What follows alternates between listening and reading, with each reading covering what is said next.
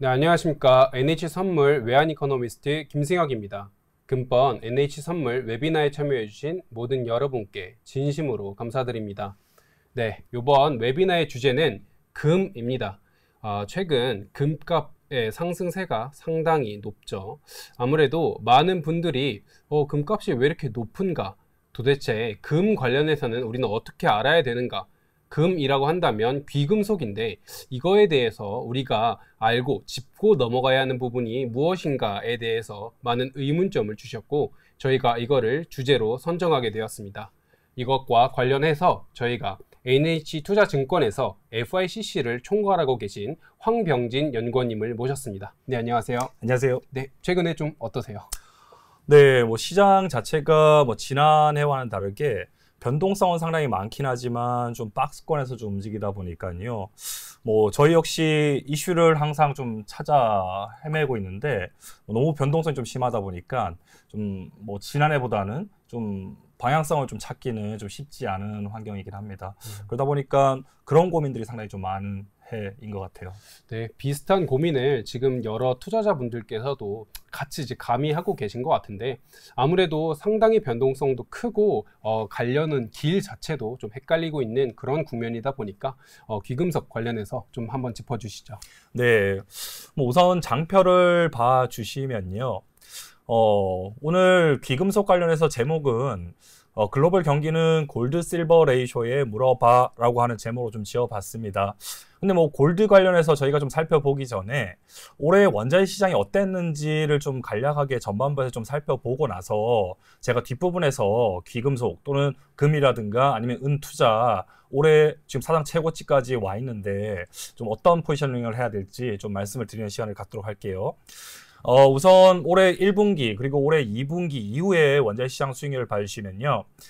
지난해 4분기 때 저희가 골디락스라고 하는 환경이 형성이 되면서 유가의 변동성은 상당히 좀 컸긴 했지만 지난해 4분기 때 기금속과 산업금속이 각각 11%, 13%가량 상승을 하면서 좀 골디락스 여건, 너무 경기가 뜨겁지도 차갑지도 않은 모습들을 좀 보여줬었는데요.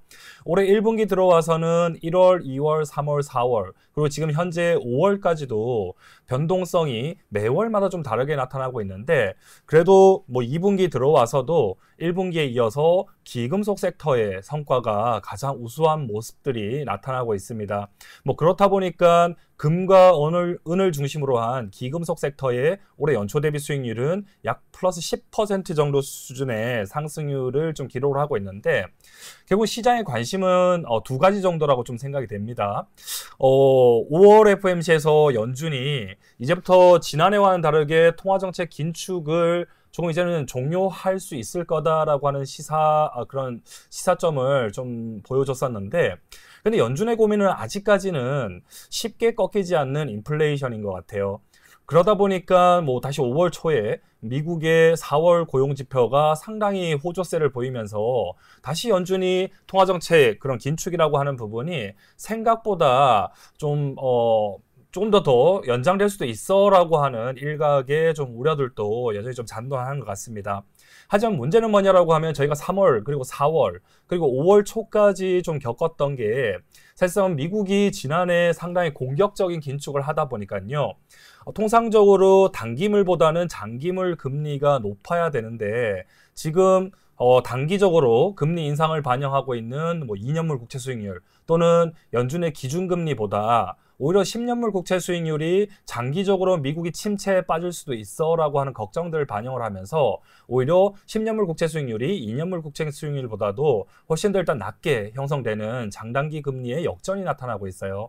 그러다 보니까 뉴욕연은의 모델에 있어서도 내년도 연초에는 미국이 침체에 빠질 거다, 리세션에 빠질 거다라고 하는 확률이 약 50% 이상까지 상승을 해버리면서 결국은 시장은 아직 물가를 충분히 잡지 못해서 연준이 여전히 긴축할 수 있는 가능성이 남아있긴 한데 연준이 여기서 긴축을 더 했다가는 최근에 발생하고 있는 이 은행발 리스크 마치 2008년에 저희가 서프라임 모기지 사태 때문에 보험회사라든가 AIG라고 하는 보험회사 또는 베어스턴스라든가 아니면 리먼 브러더스가 사실상 파산하는 그런 금융위기에 치닫을 수 있어라고 하는 우려들이 오히려 3월 그리고 4월 시장에서 좀 과도하게 변동성을 좀 일으키다 보니까 뭐 이런 부분들 역시 미국의 은행발 그런 금융위기에 대한 대자뷰를 좀 만들어가고 있는 모습입니다. 뭐 왼쪽과 오른쪽 차트에서 보시면 특히 미국의 지역은행들을 중심으로 한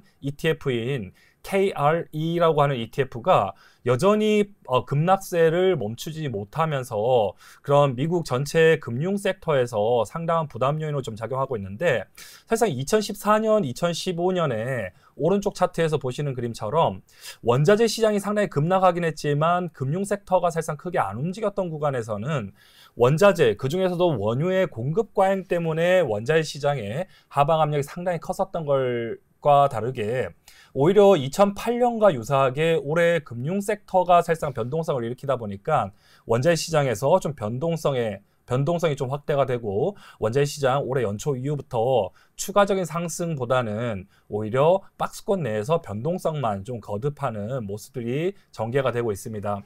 하지만 저희의 관심은 미국이 침체에 빠질 거다 보다는요.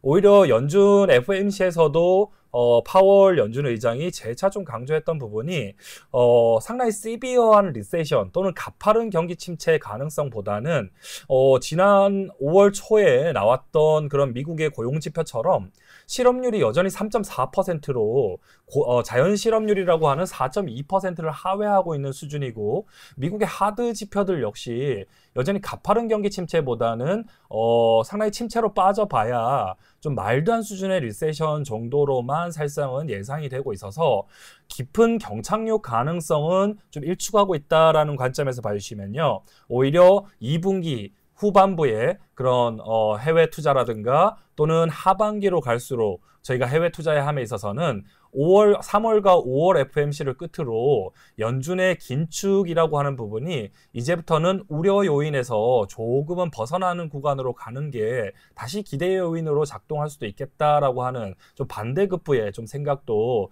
자산시장에 영향을 미칠 수는 있을 거다라고 좀 생각하고 있습니다. 뭐 오른쪽 차트에서 보시다시피 향후 12개월 내에 연준의 통화 정책이 어떤 방향성을 띌 거냐라고 하는 부분에 대해서 2월 달까지만 하더라도 미국의 지표가 워낙 좋다 보니까 노랜딩 가능성들이 나타나면서 가파른 긴축이 다시 또 이어질 수 있어라고 하는 시장의 우려가 일시적으로 좀 반영됐던 그런 상황들도 나타났었는데요. 오히려 3월 이후부터는 은행발 리스크가 사실상 끊이지 않고 시장의 변동성을 좀 확대하다 보니까 향후 12개월 뒤에는 결국은 연준의 기준금리가 지금 5월 FOMC에서 5.25%까지 좀 끌어올렸던 부분을 다시 인하로 가지 않을까라고 하는 기대감들을 좀 만들면서 당장은 과도한 안전자산 또는 과도한 위험자산도 아니라 오히려 저희가 지난번 웨비나에서 올해 원자재 시장에서는 이 세 가지 지표를 가장 주목하자라고 좀 말씀을 드렸는데 결국 실질금리 그리고 명목금리 미국의 10년물 국채 수익률이죠. 그리고 명목금리가 하향 안정화되는 국면에서 달러화가 어디로 갈 거냐가 원자재 투자 심리에도 가장 큰 영향을 줄 수 있다라고 좀 보고 있습니다. 아마 저희가 지난번 웨비나에서도 좀 강조드렸던 부분이 과도한 안전자산 선호 때문에 미국의 10년물 국채 수익률이 하락하게 되면요. 이거는 과도한 안전자산 이꼴 가파른 경기 침체에서 기인하는 거기 때문에 가파른 경기 침체 이꼴 기대 인플레이션이 폭락을 하면서 오히려 실질금리가 상승하거나 아니면 현금화 수요에 인해서 달러가 강세로 가는 국면들이 나타날 수 있는데 올해 연초 이후에도 달러 지수는 100포인트 정도 수준까지 약세를 좀 지속을 하고 있다라는 점이 과거의 안전자산 선호 장세랑 지금 올해 연초 이후의 안전자산 선호 장세가 일부 좀 다른 점이 있다라고 좀 생각을 합니다. 결국은 달러화 약세를 동반하는 명목금리의 하향 안정세는 실질금리가 여기서 더 가파르게 튈 가능성은 제한하고 있다. 또는 그 가능성을 낮추고 있다라는 점에서 봐주시면 실질금리의 하향 안정화는 저희는 달러 약세와 맞물려서 지난해 연간 전망에서 올해 연간 전망에서 좀 말씀드렸던 부분처럼 골디락스의 투자 여건이 저는 여전히 유효하다라고 좀 보고 있습니다.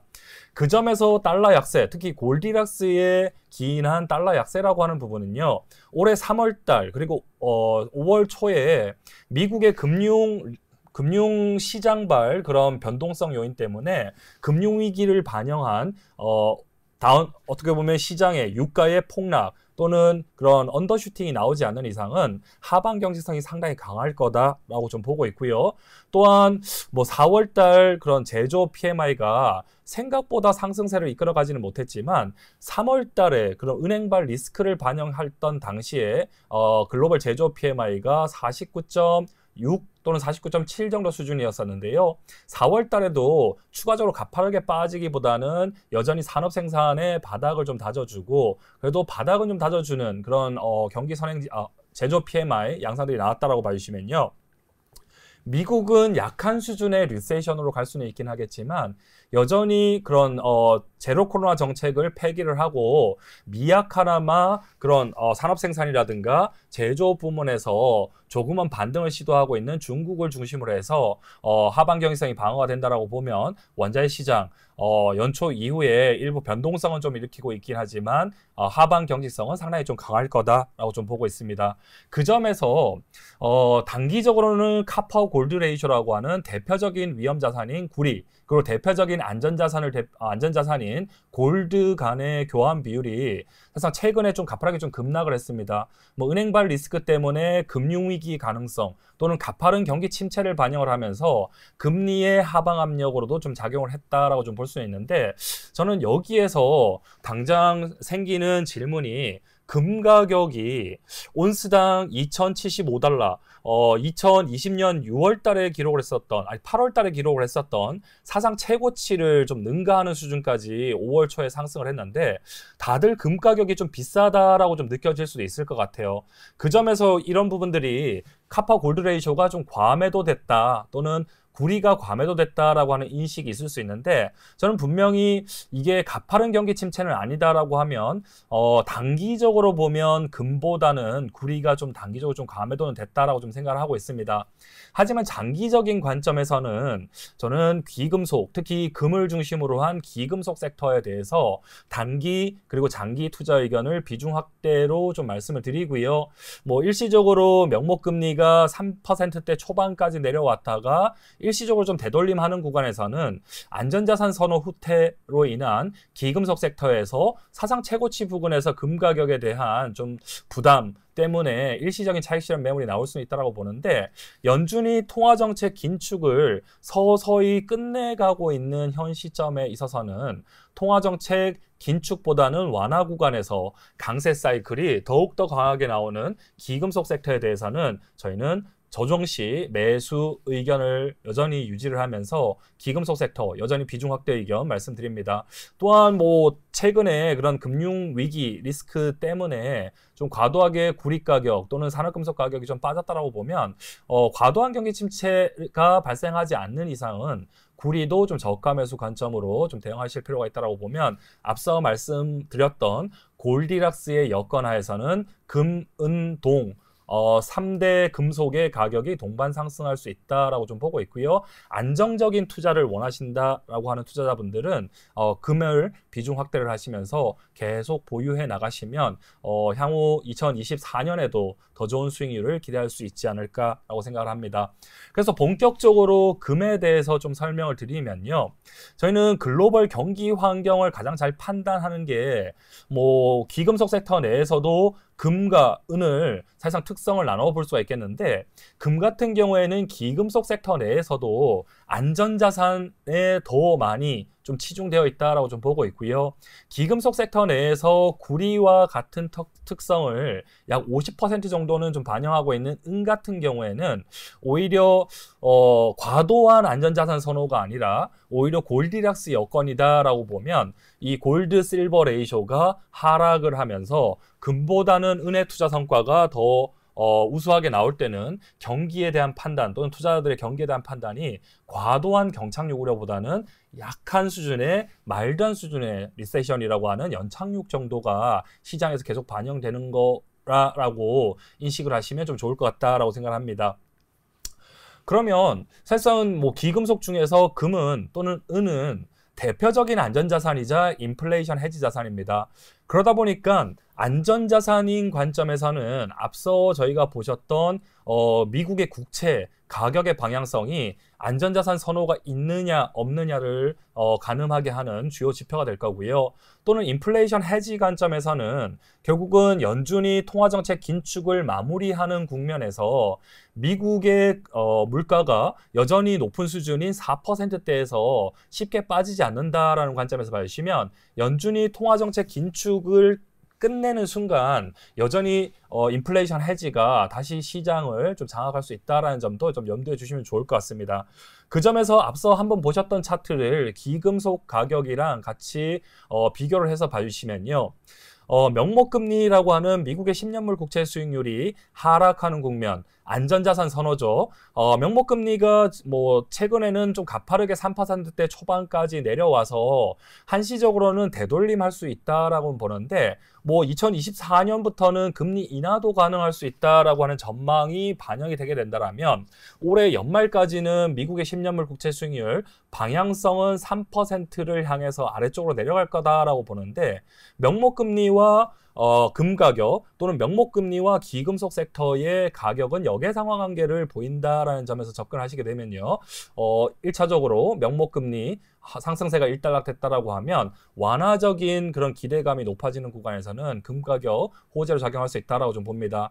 또한 실질금리 역시 인플레이션 해지를 가늠하는 대표적인 물가연동 채권의 수익률이다 보니까요. 투자자들이 물가연동 채권에 투자를 하게 되면 실질금리가 내려간다라는 점을 감안하면요. 실질금리가 위로 튈 수 있는 조건이 있느냐 없느냐가 가장 중요할 텐데 다시 가파른 긴축이라든가 디플레이션을 야기할 만한 기대 인플레이션의 폭락이 없는 이상은 기대 인플레이션 하향 안정화될 거다라고 베팅을 할 수 있겠고요. 이 점 역시 기금속 섹터에는 완화적인 통화 정책을 반영을 하면서 오히려 호재로 작용하지 않나라고 생각합니다. 또한 지난해 한때 114포인트까지 급등을 했었던 달러 지수가 뭐 최근에 원달러 환율은 뭐 일부 약세를 보이긴 했지만 달러 가치, 특히 선진국 통화 대비 달러 가치는 상당히 한 1년 이상 12개월 이상의 최저 정도 수준을 좀 보여주고 있는데요. 달러 약세 역시 달러화로 표시되는 기금속 섹터에 있어서는 긍정적인 요인으로 작용한다라고 보면 첫 번째, 저희가 최근에 연준의 통화정책 불확실성이 여전히 잔존하긴 하지만 장기적으로 명목금리가 하향 안정세를 볼 수 있는 연준의 긴축 종료 시사라는 점과 맞물려서 보게 되면 이 시장의 관심은 긴축보다는 이렇게 높아진 금리에서 미국이 얼마나 잘 버틸까 또는 미국의 침체가 얼마나 빨리 올까에 시장의 관심이 갈 것 같고요. 말도 안 수준의 리세션이긴 하지만 미국의 침체에 대한 걱정들이 서서히 명목금리 하락세로 세상 나타나게 된다면 안전자산 수요가 2분기 이후에도 추가적으로 확대가 될 수 있고요. 결국은 장기 금 가격에 있어서도 강세 요인으로 작용을 한다라고 보겠습니다. 두 번째, 앞서 말씀드렸다시피 연준이 참고로 하는 미국의 PC 물가, 그 중에서도 근원 PC 물가가 연준의 가파른 금리 인상 이후에도 뭐 5%대에서 4%대로 내려오긴 했지만 연준이 목표로 하는 2%대 또는 롱거런 그런 인플레이션이라고 하는 2.5%보다도 여전히 위쪽으로 좀 이격이 높은 상황입니다. 그렇다고 보면 연준의 통화 정책이 실제적으로 긴축이 서서히 마무리되는 국면이라고 보면 여전히 높은 이런 고물가에 대해서 인플레이션 해지를 하는 수요들 자체가 전 나타날 수 있다고 보고 있고요. 실질금리가 지난해보다도 올해는 서서히 좀 낮아지는 국면에 있긴 하지만 다시 가파른 긴축 또는 디플레이션의 그런 공포가 나타나지 않는 이상은 실질금리의 하향 안정세도 유효하다라고 좀 보고 있어서 실질금리의 하향 안정세는 다시 귀금속 또는 금과 은을 중심으로 해서 인플레이션 해지 수요를 자극할 수 있다라고 봐서 또 다른 그런 귀금속 섹터의 지지 요인이다라고 좀 보고 있습니다. 게다가 실질금리가 하락한다라고 하는 말은 현금화 수요 또는 그 중에서도 달러화의 가치에 있어서는 당장은 가파르게 다시 상승할 만한 재료들 자체는 좀 제어하고 있다라고 좀 보고 있고요. 달러 약세 전망 역시 달러화로 표시되는 대표적인 원자재인 금이라든가 은과 같은 기금속 섹터에 있어서는 가격의 강세 요인이다라고 좀 봐주시면, 저희는 뭐 지난해 연간 전망에서도 한번 강조드렸던 부분이 골디락스 환경이 유효하다, 또는 이 골디락스가 정의하는 게 경기가 너무 뜨겁지도 또 너무 차갑지도 않은 뜨뜻미지근한 상태에서 결국은 실질금리가 튈 만한 재료보다는 실질금리의 하향 안정세가 나오는 골디락스 환경이 지속이 된다라고 보면, 저희는 실질금리와 동행하는 골드 실버 레이쇼의 하락세도 여전히 유효하다라고 좀 보고 있고요. 뭐 지난해 100배 이상까지 상승을 했었던 이 골드 실버 레이쇼는 5월 초 기준으로 해서 78배 정도까지 내려오면서 80배를 하회하고 있는 수준입니다. 뭐 그렇다고 보면 역대 최저 골드 실버 레이쇼는 2011년에 있었던 그런 인플레이션 해지 장세에서 30배 선까지도 사실상 내려갔던 점이 있었다라는 점을 감안하면, 가파르게 경기가 침체해서 실질금리가 기대 인플레이션이 폭락하고 실질금리가 다시 급등하는 양상들을 예상하지 않는다라고 보면, 금도 좋긴 하지만 은에 대한 투자 매력도 여전히 유효하다라고 좀 볼 수가 있겠습니다. 그 점에서 저희는 올해는 골디락스에 대한 투자 컨셉들을 계속 좀 유지를 해가면서 연준의 통화정책 긴축이 이제는 끝났기 때문에 ETF를 중심으로 해서 또는 OTC 투자자들을 중심으로 해서 투자 자금들이 지속적으로 좀 유입되는 양상들이 나타나기 시작할 거다라고 좀 보고 있고요.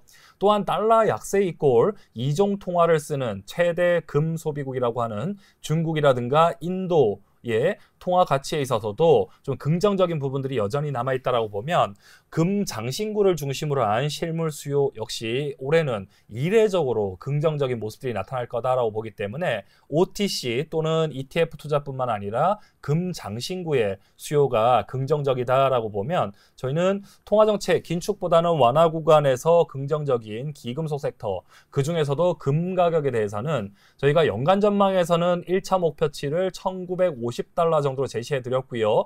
연초 이후에 저희는 사상 최고치로 목표가를 좀 상향 조정을 했는데, 사상 최고치도 5월 초에 다시 뚫어버렸다라고 봐주시면, 단기적으로 금 가격 분명히 사상 최고치까지 와 있기 때문에 다들 좀 비싸다라고 하는 부담감은 있을 수는 있습니다.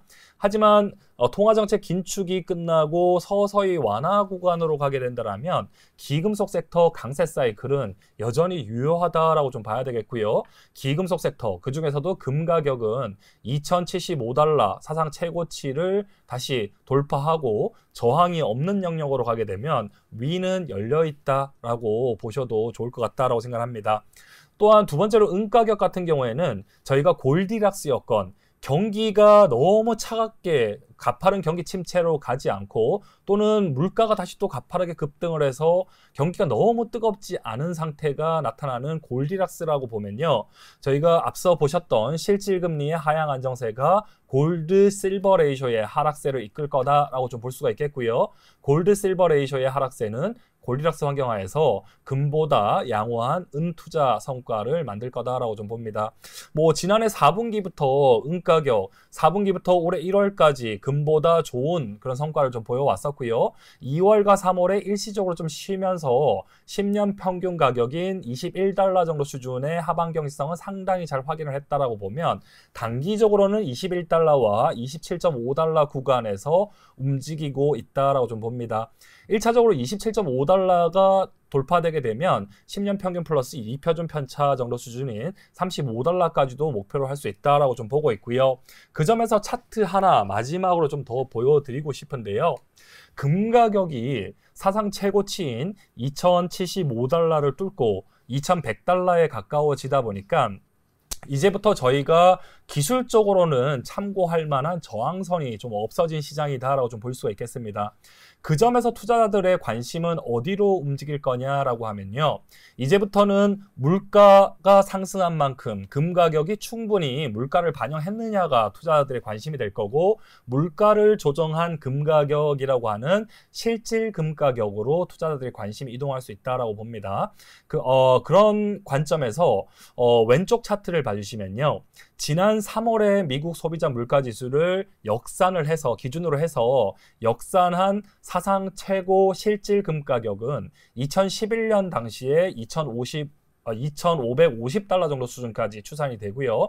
2020년 8월 달에 금 가격이 직전 사상 최고치를 기록을 했을 당시에도 약 2,280달러 정도 수준까지 실질 금 가격이 계산된다라고 하는 점에서 2,100달러 뚫더라도 사상 최고치 금 가격이 부담스러운 수준은 아니다라고 좀 판단이 되고요.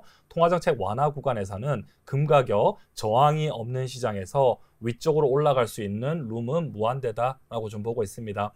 은 가격은 반대로 금보다는 사상 최고치에서 아직은 그런 업사이드 포텐셜이 상당히 좀 많이 남아있는 상황입니다. 단기적으로 27.5달러가 돌파되게 되면 30달러 선까지 다시 목표로 할 거다라고 좀 보고 있고요. 참고로 하자면 은 가격의 사상 최고치는 명목 은 가격으로만 보더라도 2011년 당시에 약 50달러 정도 수준을 기록을 했었고요. 이걸 또 물가 조정까지 하게 되면 67달러 정도 수준까지 나오기 때문에 은에 대해서는 1차적으로 27.5달러, 그리고 27.5달러가 본격적으로 좀 뚫리게 되면 30달러대 초중반까지도 상승할 수 있다라는 그런 목표를 가지고 기금속, 특히 금과 은에 투자를 하신다라고 보면 2023년 그리고 2024년까지도 상당히 안정적이고 좀 성과가 좀 양호한 성과를 내는 투자가 되지 않을까라고 생각하고 있습니다. 네, 여기까지 저희가 금, 은 관련 귀금속 섹터 중심의 세미나 내용을 좀 한번 들어봤는데요. 두 분야에 있어서 황명진 연구원님께서는 긍정적인 답을 좀 주셨습니다. 다행히도 아직까지 변동성이 상당히 큰 국면 속에서 금과 은, 귀금속 섹터에 대해서 어떠한 투자가 진행되어야 되느냐에 대한 대전제로서 골디락스를 말씀해 주셨고요. 그런 어떤 전제 속에서 금과 은은 아직까지도 비중 확대 측면을 좀 바라보고 계신다라는 말로 좀 세미나를 정리할 수 있을 것 같습니다. 네, 그러면 저희의 세미나는 금과 은 섹터에 있어서는 여기서 우선 마무리 짓도록 하겠습니다. 수고 많으셨습니다. 감사합니다.